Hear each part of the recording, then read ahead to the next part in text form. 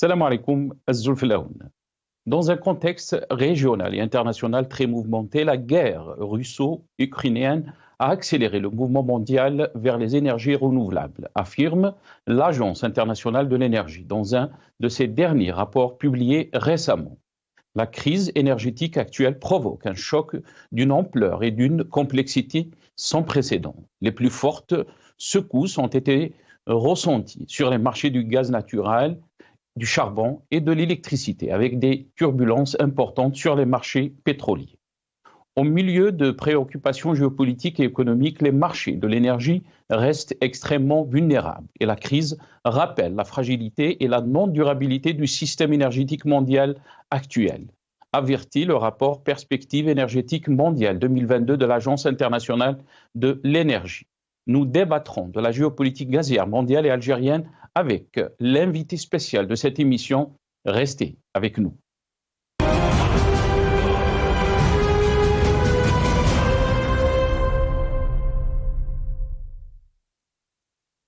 Professeur Rachid Ben Haddadi détient un PhD en génie électrique en 1986. Il a contribué à former plus de 4000 ingénieurs, dont la moitié à l'École polytechnique de Montréal et autant dans son pays d'origine, Babzouar, Algérie.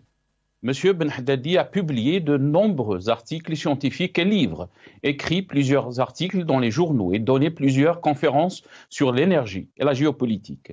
Expert reconnu dans le domaine de l'énergie, professeur Ben Haddadi a reçu plusieurs prix et distinctions honorifiques pour contribution dans la société. Il a été récipiendaire de l'Ordre national du Québec en 2016, de l'Ordre de l'excellence en éducation du Québec en 2018. Professeur Ben Haddadi, merci beaucoup d'avoir accepté notre invitation. C'est un plaisir de vous avoir dans cette émission spéciale. Marhaba bik, Azul Fillah. Merci Nasser, bonjour à vos auditeurs. Merci beaucoup, professeur Ben Haddadi. Professeur Ben Haddadi, je vais commencer mon émission avec une question directe, si on peut dire. Présentez-nous une vision globale sur le gaz comme source d'énergie, sa place comme combustible et qui la caractérise, les principaux acteurs, les défis qu'elle pose et les perspectives d'avenir. Bien. Le gaz comme source d'énergie, on le connaît depuis très longtemps, plus de 160 ans. Par contre, il n'a commencé à se développer qu'au cours de ces 40 dernières années. En fait, le frein au développement du gaz a été le pétrole, le bas coût du pétrole. Donc, il a fallu attendre le premier choc pétrolier, 1973, puis le deuxième choc pétrolier, 1979, où les cours de pétrole sont passés de 2 dollars à 40 dollars le baril, pour voir le gaz émerger comme source d'énergie. Il a commencé à devenir donc compétitif les années 80 et il y a eu un grand engouement dès le début des années 80 parce que le gaz naturel, il a deux applications fondamentales. D'abord, le chauffage, où il est en concurrence avec le mazout. Et puis, deuxième application, c'est pour la production d'électricité, où il est en concurrence avec le charbon, qui, d'aujourd'hui encore, est la première source de production d'électricité. Et ce qui s'est passé que les années 80, il y a eu l'émergence de ce qu'on appelle les TAG, les turbines à gaz, en particulier celles à cycle combiné qui ont émergé les années 80. Ce qui les caractérise, ces turbines, c'est que d'abord, on pouvait se permettre une production décentralisée. Ça veut dire qu'on peut installer ça où on veut. Et puis, le cycle combiné permet de doubler quasiment le rendement des centrales thermiques au gaz, par rapport au charbon. On connaît tous le cycle de Carnot qui limite à peu près à 30% le rendement d'une centrale thermique. Donc, on est passé quasiment à 60% de rendement. Et puis, l'autre noblesse du gaz, c'est qu'il est 2 fois moins polluant que le mazout. Il est 2 fois et demi moins polluant que le coal, donc le charbon pour la production d'électricité. Donc, c'est un engouement qui était là les années 80, il ne s'est jamais démenti. Et puis, ce qui a émergé ces dernières années, on va dire ces 2 dernières décennies, c'est les gaz de schiste. en particulier aux États-Unis. Ça a été un facteur majeur de changement. Puis également le développement du gaz offshore et en eau profonde. On connaît tous la problématique, par exemple, au Moyen-Orient. D'ailleurs, l'une des façons les plus évidentes d'illustrer le succès des gaz de schiste, c'est de prendre les États-Unis, qui étaient gros importateurs de gaz, qui sont devenus le premier producteur mondial de gaz. Donc, sur un total de 4000 milliards de mètres cubes de gaz, 1000 milliards sont aujourd'hui produits par les États-Unis qui sont devenus exportateurs.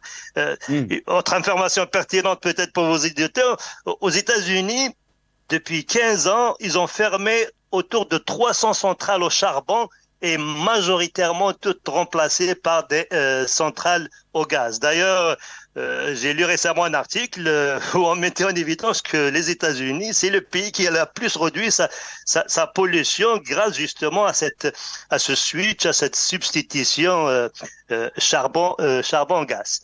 Là maintenant, si on considère la géopolitique, je viens de dire qu'à peu près aujourd'hui, on produit autour de 4000 milliards de mètres cubes de gaz et que les États-Unis, de loin maintenant le premier producteur avec à peu près le quart, 1000 milliards.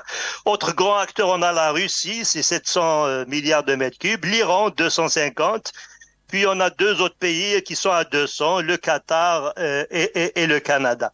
L'Algérie, notre pays, donc on est autour du 10e mondial avec autour de 100 milliards de mètres cubes par année. Très bien. Non, allez-y, professeur. Je vous laisse continuer. Je voudrais dire deux mots sur le marché, parce que ça a une incidence majeure, le marché, parce qu'il y a un marché mondial de pétrole, mais il n'y a pas de marché mondial de gaz. En fait, on a des marchés régionaux, 3 marchés. On a un marché en Amérique du Nord où le Canada exporte beaucoup vers les États-Unis. On exporte autour de 100 milliards de mètres cubes vers nos voisins. Les prix les plus bas sont dans ce marché-là, c'est 3 à 4 dollars le million de BTU, qui est l'unité de mesure. On a le marché européen aussi, essentiellement donc l'Allemagne, l'Italie, l'Espagne, la France et autres pays, qui eux sont alimentés également par gazoduc. Nous, le Canada vers les États-Unis, c'est par gazoduc. L'essentiel de l'alimentation de l'Europe de l'Ouest essentiellement, se fait également par gazoduc en provenance de la Russie, la Norvège, l'Algérie. Les prix sont plus élevés que le marché nord-américain. Mais là où les prix sont les plus élevés, c'est le marché asiatique. Donc essentiellement les grandes puissances économiques, Chine, Japon, Corée, qui sont majoritairement, elles, alimentées par gazoduc, donc par gaz naturel liquéfié en provenance d'Australie, Qatar, mais les cours sont très, très, très élevés et on parle de 3 à 4 fois, donc de 12 à 15 dollars le million de BTU. Un peu pour vous donner une idée globale, le gaz naturel liquéfié, le GNL, c'est à peu près 40% du marché mondial, donc 60% c'est gazoduc, sur un total de l'ordre de 1200 à 1300 milliards de mètres cubes par année. Donc vous aurez compris avec moi-même que le gaz naturel liquéfié, on l'envisage uniquement quand on n'a pas la possibilité de faire un gazoduc. Et dernière phrase peut-être, c'est l'engouement vers ce combustible. Il va être là encore pendant, on va dire, 2 décennies, parce que on le considère à juste titre comme un carburant de transition entre le présent qui est fort carboné et le futur qui va, on l'espère, être totalement décarboné. Et les perspectives économiques, c'est la croissance, c'est les économies émergentes essentiellement, l'Indo-Pacifique, l'Inde, la Chine. D'ailleurs, beaucoup de personnes, d'experts se posent la question, est-ce que la Chine va développer ses propres gaz de schiste? Mais ça, on va dire, c'est un autre débat. Voilà un peu, si vous voulez, pour mettre la table, une situation de cette source d'énergie à l'échelle mondiale. Très bien. Mais il y a aussi des politiques, professeurs, peut-être qui s'orientent beaucoup plus vers les énergies renouvelables. Vous pouvez nous en parler aussi sur cette question. Mais avant d'entamer cette question, est-ce que vous pensez que la guerre russo-ukrainienne a provoqué ce choc énergétique, si on peut dire, et surtout cette crise du gaz dans le marché mondial, les prix qui ont augmenté, la demande aussi. Votre réaction? Très brièvement, donc si vous voulez, si on regarde la Russie, ils exportent pas loin de 200 milliards de mètres cubes par année vers l'Europe, exactement 185 le chiffre pour 2021, on va dire. Et on remplace pas du jour au lendemain 200 milliards de mètres cubes, sachant que toute la production de l'Algérie, c'est 100 milliards. Alors, la dépendance vis-à-vis du gaz russe, c'est sûr qu'elle varie d'un pays à un autre. La moyenne, c'est autour de 40%. Vous avez des pays qui sont moins dépendants, comme la France, l'Italie, c'est 40%. Vous avez un grand pays qui est fort dépendant, l'Allemagne, et vous avez des pays qui sont à 100% dépendants de ce gaz russe. Donc, clairement, ça a une incidence. Alors, je ne sais pas si vous aurez des questions par rapport à Nord Stream, mais Nord Stream il a été détruit en 2022, mais on a un gazoduc qui transite par l'Ukraine, hein, il va de la Russie, transite par l'Ukraine, et on a également un autre gazoduc qui lui transite par la Turquie, donc il traverse la mer Noire. Ce sont encore des voies d'acheminement du gaz russe. La Russie continue à exporter encore massivement du gaz. Peut-être les quantités sont plus réduites. Et étonnamment, d'ailleurs, moi qui m'intéresse à ça depuis, on va dire, 4-5 décennies, je suis quand même étonné que les sanctions envers la Russie, on est rendu à 11e train de sanctions. Elle touche pas le gaz, mais clairement, il y a une réduction des fournitures russes classiques, mais en préparant cette émission, je suis tombé sur plusieurs chiffres qui seraient intéressants à savoir, c'est que les Russes ont augmenté leur livraison de gaz naturel liquéfié vers l'Europe, et on parle même de 40% d'augmentation, ce qui est quand même assez considérable. Et d'après vous, donc, dans le même contexte, professeur Ben Haddadi, est-ce que vous pensez que la guerre en Ukraine, est-ce que le gaz est une arme, d'après vous, au service d'un côté de l'Occident et de l'autre côté aussi la Russie, si on peut dire? Ouais, bonne question, parce que je viens quasiment d'effleurer une partie, la partie de l'Occident, je viens de le dire. Ils ont prôné 11 trains de sanctions, mais ils n'ont pas touché au gaz parce qu'ils sont dans le besoin. Moi, il me semble que c'est quand même une arme à double tranchant, hein, parce que si vous regardez la Russie, le gaz a joué un rôle fondamental. C'est ça qui a payé, bien sûr avec le pétrole, hein, c'est ça qui a permis à ce pays de maintenir son économie et sa monnaie, alors que le pays est en guerre et toutes les institutions mondiales prédisaient l'effondrement de la Russie. Alors, l'histoire de la guerre, elle n'est pas encore écrite, mais je pense personnellement, moi qui vis en Occident depuis assez longtemps, que le narratif qui est chez nous de vaincre la Russie, je pense qu'il était essentiellement basé sur l'attente qu'on allait voir son effondrement économique. Puis, forcément, l'effondrement militaire, soulèvement de la population. Et ça s'est pas réalisé. Ça veut dire que les ressources naturelles, le gaz, on parle du gaz aujourd'hui, ont joué un rôle très, très important. Les quantités ont baissé, mais les prix ont augmenté. Donc, même par rapport à l'économie russe, quelque part, le gaz a été un facteur très déterminant. Pas dans le sens où ils boycottent, au contraire, dans le sens où ils ont essayé de vendre le plus possible à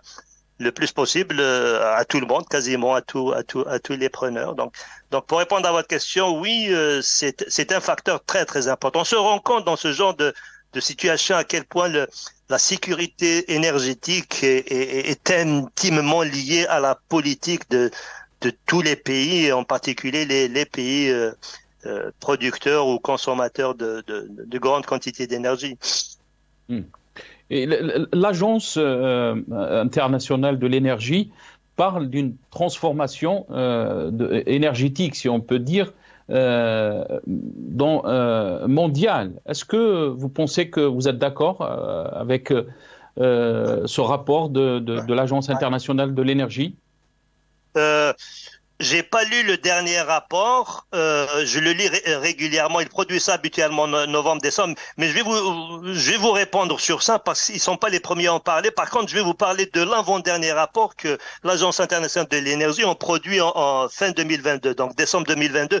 Je pense que l'Agence internationale de l'énergie, qui est quand même une agence crédible, d'abord il faut dire, elle est au service des 30 pays membres, hein, de notre monde à nous, hein, du monde occidental. Et ce que j'ai pas beaucoup apprécié dans le rapport, ils se sont incrustés un peu dans le volet politique où ils ont prédit eux-mêmes l'année passée l'effondrement de l'économie russe. Et on voit aujourd'hui, j'ai écrit un article sur ça justement pour dire qu'ils n'ont pas le droit d'être dans la politique, de se contenter du volet technico-économique. Mais ce que l'agence nous dit, là, je n'ai pas lu le dernier rapport, je vous crois, parce que je l'ai lu ailleurs, je le rencontre régulièrement. On le voit, ce switch-là vers plus d'énergie renouvelable, vers plus d'efficacité énergétique, on le voit. Par contre, le mérite, hein, je mets le mot mérite entre guillemets, bien sûr, le mérite de cette guerre est que ça va peut-être précipiter l'avènement à de nouvelles sources, vous venez de citer le renouvelable, à de nouvelles politiques, promotion de l'efficacité énergétique, comme on dit, ben, quelque part, malheur est bon, puisque des politiques plus avant-gardistes en termes d'impact sur l'environnement, on va les booster grâce justement à cette énergie-là qui est devenue plus chère et qui est toujours tout aussi polluante, hein. Le gaz pollue, il pollue 2 fois moins que le charbon et le mazout, mais il est polluant, le gaz. L'Europe a beaucoup perdu par rapport donc à cette guerre russo-ukrainienne, professeur. Bien sûr, l'explosion des gazoducs Nord Stream, mais aussi la question qu'on se pose, professeur, c'est est-ce qu'on peut d'ores et déjà dire qu'il y a des gagnants et des perdants avant même la fin de cette guerre en Ukraine, en considérant donc le volet gazier? Je pense que oui. Moi, comment je vois ça? Je vois 2 grands perdants et 2 grands gagnants. Le premier grand perdant, vous venez de le dire, c'est les pays de l'Union européenne. Donc, ils vont accéder à une énergie qui est beaucoup plus chère, sans que ce soit plus sécuritaire en termes d'approvisionnement. Donc, au lieu de dépendre de la Russie, qui détient les plus grandes réserves mondiales, ils vont plus dépendre des États-Unis qui ont quand même des réserves beaucoup moins réduites. J'ai écrit même un article, je vous invite à le lire pour dire que l'Allemagne, par exemple, ils ont scié la branche sur laquelle ils se sont assis en n'essayant pas d'implémenter les accords de Minsk parce que par lâcheté, l'Allemagne, la France ne se sont pas tenus debout devant les Américains parce que si Minsk était implémenté, on n'aurait pas eu la guerre.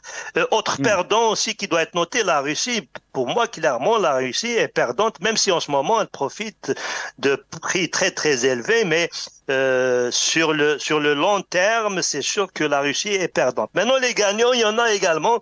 Il y en a 2 grands, je citerai même un troisième. Le premier grand gagnant de cette guerre qui n'est pas encore finie, ce sont les États-Unis, incontestablement. Ils se frottent les mains parce que ils ont finalement des débouchés pour leur énergie qui est relativement plus chère, hein, parce que juste les coûts de transport sont plus chers et les coûts d'extraction de gaz de schiste sont également plus élevés. Donc, ils vont se retrouver avec des débouchés qui sont désormais acquis pour un certain nombre d'années. Donc, la compétitivité des entreprises américaines va se retrouver augmentée. Et ils essayent même, hein, on le vit ici en Amérique du Nord, ils essayent de faire venir davantage d'entreprises étrangères en leur faisant miroiter qu'ils ont accès à l'énergie, très très bon marché, et beaucoup d'industries où l'énergie est un intrant qui compte beaucoup, c'est sûr qu'elles vont être tentées de répondre favorablement. Autre grand gagnant, la Chine, hein. La Chine, incontestablement, je le vois comme grand gagnant de cette guerre-là en termes d'énergie parce que les Russes vont rediriger vers la Chine les 200 milliards de mètres cubes qu'ils fournissaient à l'Europe. Pas les 200, mais une bonne partie. D'ailleurs, on le voit avec le nouveau projet de Force Sibérie 1 qui est en fonctionnement et 2 qui va l'être bientôt. Donc, la Chine vont accéder peut-être même à leurs conditions. Donc, nouvel allié. qui seul sera en mesure de lui fournir de l'énergie s'il la réduit. Et ici en Amérique du Nord, on parle beaucoup de guerre qui s'en vient entre les États-Unis et la Chine. Et si les États-Unis font la guerre à la Chine, c'est sûr qu'ils vont fermer le détroit de Malacca par où la Chine est approvisionnée. Alors, les Russes et les Chinois ont désormais un partenariat stratégique qu'ils disent sans limite. Donc, du point de vue énergétique, la Russie va leur être d'un grand apport. Puis finalement, je voudrais également dire que pour le monde entier, on perd un peu et on gagne beaucoup. Et on perd un peu parce que une nouvelle bipolarité, la conflictuelle qui apparaît à cause de cette guerre. Mais le gain, Nasser, on vient de l'effleurer. Hein, deux raisons. D'abord, on sait que toujours quand on a ce genre d'événement, l'histoire nous a enseigné que c'est en période de crise que les transformations les plus importantes sont propices. Donc, on peut accélérer la transition énergétique, donc plus grande pénétration des énergies renouvelables et de l'efficacité énergétique. Et j'aimerais ajouter une phrase sur l'efficacité énergétique. Moi, je travaille dans le domaine de l'efficacité énergétique depuis plus de 4 décennies, on va dire, et je suis assez bien placé pour dire que le plus grand frein à l'implémentation de mesures audacieuses en promotion de l'efficacité énergétique, c'est le bas coût de l'énergie. Or, la guerre fait que l'énergie va être plus chère et ça va bonifier incontestablement les mesures d'efficacité énergétique. Très bien. Et comment vous voyez donc l'avenir de ces ressources énergétiques, professeur? On sait très bien qu'il joue un rôle, si on peut dire, donc, dans ce changement géopolitique qu'on est en train de connaître dans notre monde. Quels sont donc les défis, d'après vous, dans les années à venir par rapport à ces ressources? Regardez, moi j'ai écrit un livre en 2008, hein, ce livre qui s'appelle Dilemme énergétique. Donc c'est un livre que j'ai écrit au début de ce siècle pour dire déjà il y a 20 ans en arrière que le plus grand défi de l'humanité n'est pas l'accès à l'énergie, c'est la protection de l'environnement contre les énergies fossiles qui polluent beaucoup. Déjà, j'ai écrit ça 20 années en arrière.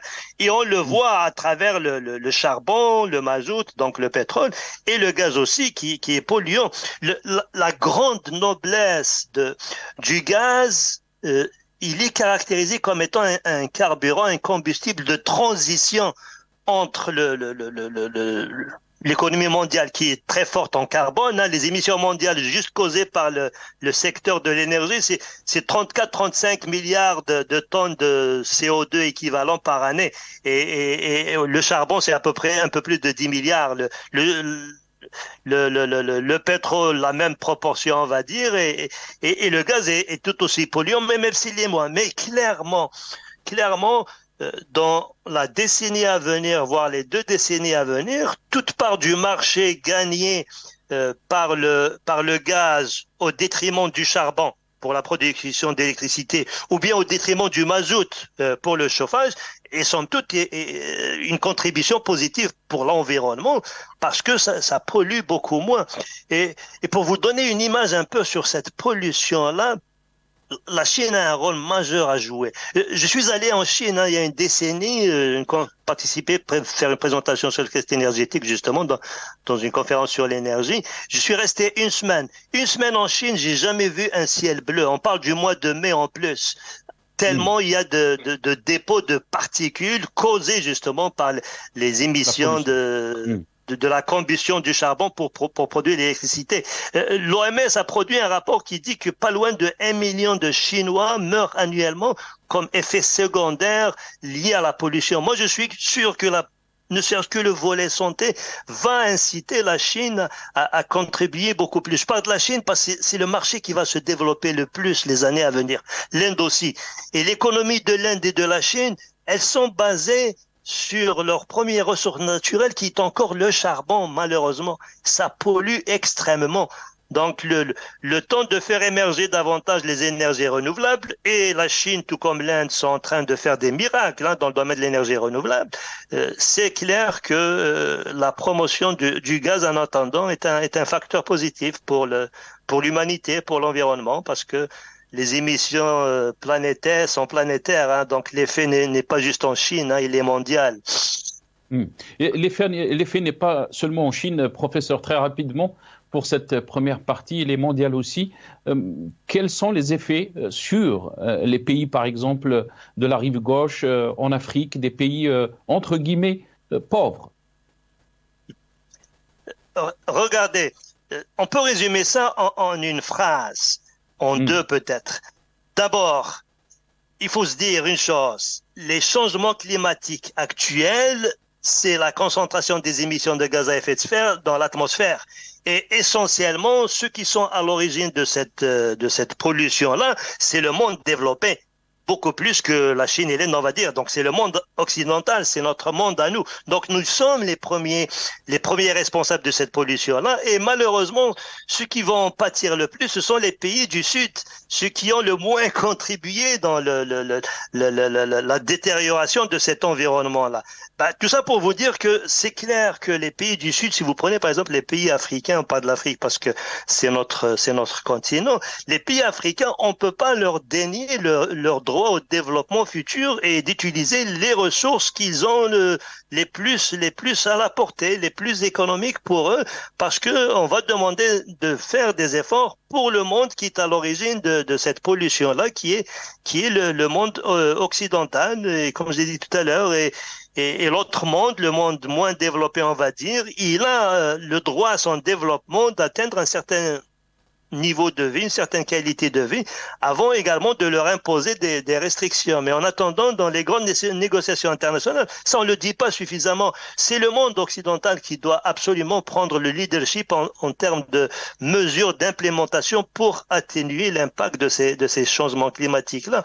Là encore une fois, je vais me référer à un vieil article que j'ai écrit dans un journal montréalais, pour dire que le monde occidental qui doit investir davantage dans le monde en voie de développement, ce n'est pas de l'aumône, c'est quasiment un droit parce que nous sommes derrière ces changements climatiques-là et on doit aider les autres pays à y faire face parce qu'ils vont être touchés. Professeur Rachid Ben Haddadi, merci beaucoup pour cette première partie, donc la géopolitique gazière mondiale et algérienne. On reviendra bien sûr dans une deuxième partie concernant donc la politique gazière, surtout la politique énergétique de l'Algérie. Merci à vous.